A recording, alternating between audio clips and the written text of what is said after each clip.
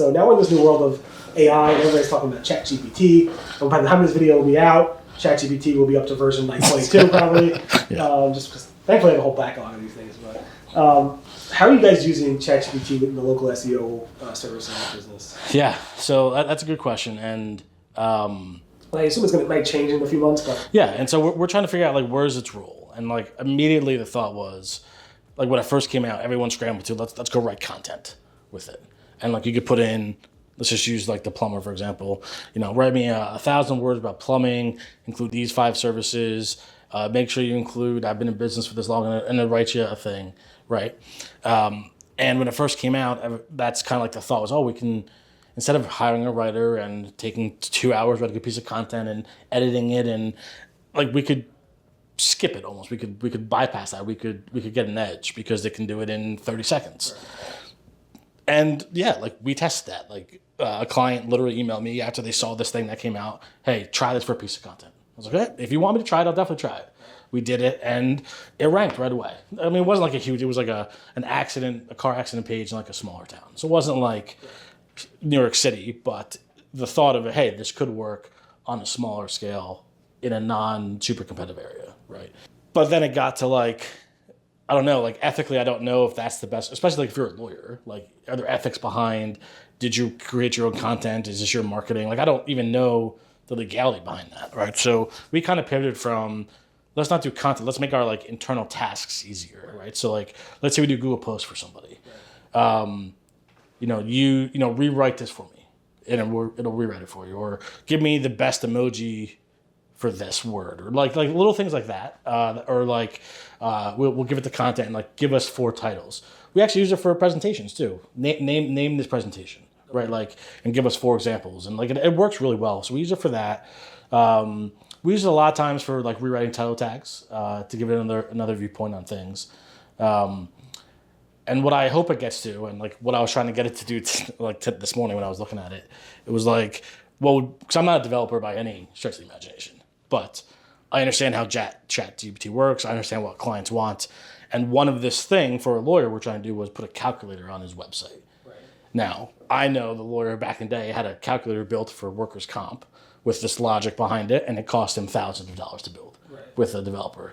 So I'm like, okay, can I save him money and like tell ChatGPT to build something like, hey, here's the logic behind it. And so I got to the point where like it works and like it calculates it, but it doesn't show you yet. So like, I don't know, like there's something in my mind that I'm not telling it, but I think if we could use it for things like that to save money, to make a process better, like that's great. Unfortunately, like that then puts people out of work. But also like, I just think that, so like how we use it, we don't use it a ton yet. But we're using it for like little things like, again, like post, rewriting title tags, helping us name presentations. I use it a lot of times to reword like closing paragraphs. So, it's like, like if you're an injury lawyer, like, have you been hurt in this and call this, we have 18 years of experience. Like it's always the same. Right. So give me a spin on that. Right. But I know there's other people doing like crazy stuff with it. Right. We're just not there yet. And we haven't really seen the need yet. I'm sure it's coming. With almost 40 employees, I assume you have a lot of processes in place. Oh my God, we have. Do you use internal specialized software? Or are you using? So we have. So I don't know if you remember, but we used to have a thing called like the Local SEO guide, which we put out. I think we stopped selling it in like 2019 or something like that. But it was like this 400-page PDF of like everything, right? And so Joy made this decision of like, hey, I'm going to bring that in-house and I'm going to actually put all of our process into the same thing, and we're going to make it our own internal thing. I'm like, that is not a good idea. Okay. So you're making passive income on this thing. Why would you? Because we sold it, right, for X amount of money, and it would help people. But what I didn't understand was like how long it took to like update that thing and make, because like, if something's wrong in there, like we heard about it. Yeah. Like, okay, cool, that's on page 235. Yeah, okay, sorry, right. So long story short, we actually just created our own like our own internal wiki, and so like it is 600-700 pages, but like literally everything.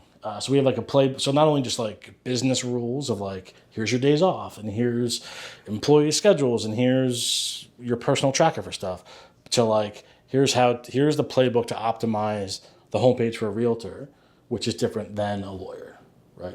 And so all these process stuff, like how to do, like what type of Google post is better, right? Do you want to do a regular Google post, or do you want to do an event? Like so every time we do something, it gets added. So it's just this massive. How do you convert that text, that Wiki knowledge panel, or knowledge base, into, like, a lot of these software companies where they came out, like Moz and I guess Bright Local, any of these companies usually stems from what their processes are and how can I go ahead and take that and make a product out of it that either we can use internally to make our 40 employees more efficient, or two, how can we maybe sell this as a SaaS product to make more money? Yeah, so what we did was going to keep it internal, and we said, hey, listen, if this is the way to build out a site for a realtor, I suppose this is the way to build out a site for a lawyer or a plumber, HVAC. We then took all that knowledge and we created Asana templates for every single thing that happens. So if we have a new client that comes in and they're a personal injury lawyer in West Nyack, I think, or whatever, like there's a playbook for that already, and we know like where to start, what should we attack first.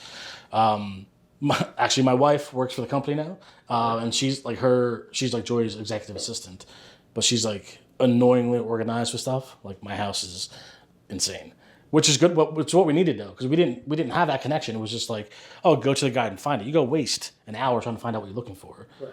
So how do we build it into our actual process? Well, we use Asana every day for project management. So Colleen, my wife, made like all these templates, and it's automatically like when a new client comes on, so it's like you don't miss things. It took her like 3 months to build it all out. So it's a pretty good process, because we just know process is important, right? There's a show called The Prophet, Marcus Lemonis. I don't know if you heard that guy, but he said like 3 things are important for business, or like one of these 3 things is why a company fails if they're not good, right? People, product, or process. Well, if we're only hiring the best people and we have a good product, then we have to make sure our process is good. And so like that is Joy's, like Joy, like not yelling, but like they'll be every day like, hey, you didn't follow the process here, let's fix this, right? Like, hey, we missed a step, we didn't do schema, or we didn't do, whatever. Like it's pretty cool, and it's this environment where like it's no big deal, just go back and fix it real quick. Like it's just like, there's a lot of things to do for on-page SEO. Right. You might have missed one of the steps, or you might have missed or not thought you need to do that, and then you really do. So, and then Joy's like obsessed with screenshots, like to make sure it works too, right? So like not only do we do the process, but like document it. The process is going to change, right? Like if we can't do the same thing all the time for 10 years, it's not going to work, right? So, like that is Joy's only thing that she actually worries about is process stuff. That's good. So, I mean, I'm obsessed about. That's what my company does. We build software to make sure that companies, their employees, follow the process. A lot of it's a workflow management system. Yep. And building in the different steps that you can't. Not always. Sometimes you can bypass certain steps depending on whatever. But to build the logic based on your knowledge to go ahead and say, this step and this step and this step have to be done for this type of client. You can potentially skip this step now and do it later or whatever, but you have to go through the process and even document who did it, when they did it. Because you might have the same person, you might have 5 different people working on, one client. You have to make sure you don't forget to do something, and that's the way you set it up. So the Asana project is great because it helps you manage that. And then I was thinking maybe you can integrate AI components like ChatGPT or other APIs for AIs into the system so that it could help them along with those steps. Yeah. So and that's where we actually found problems, was when we had to give a half-done piece something to another employee. Yes. They didn't know where, it took too much time to figure out where they were. Right. Because we didn't have process in place. And also, too, like, we all come from different backgrounds. I learned SEO differently than this person did. But, like, let's go by, like, the testing we've done that we know is true, that we know that works, which can adapt, which we change all the time. But, like, I'm not just going to come in and, like, do my thing. But we did that for a while. I mean, it worked. But, like, you can do that with 11 people. Yeah. Because you can monitor everything. You can talk to each other. Yeah, and like it's a lot harder when you have 40 people working remote, right? So, process is huge for us. Awesome. And then, so that's cool. And the processes that you're putting in place is really cool with that. And I guess that's some of the benefits, maybe the issues of having a full remote team, that you have to have these processes in place to make sure it works. Yeah. And I mean, what are your thoughts about remote? Obviously, it's a big topic in the past 3-4 years since COVID. But everybody's trying to push, all these companies are trying to push everybody to go back. I'm not pushing my employees to go back because I think they'll just quit. Not that they're just so accustomed to it. I want to make sure they're happy. And they honestly have been doing great jobs at home. Because it was funny because like one day I'm like, all right, we should really go home. We were also sitting here like, we should all probably go home now because of COVID. And maybe we'll come back in a few weeks. And nobody ever came back. And the beauty of it is it was seamless. Yep. Because we were all set up to be remote anyway beforehand. And we had the processes in place and our task systems and our management systems, and it was flowed really nicely. But I was really hoping people would come back because we do miss that. We have like our calls all the time and stuff like that. And we miss like I'll just walk over to that person and say hello.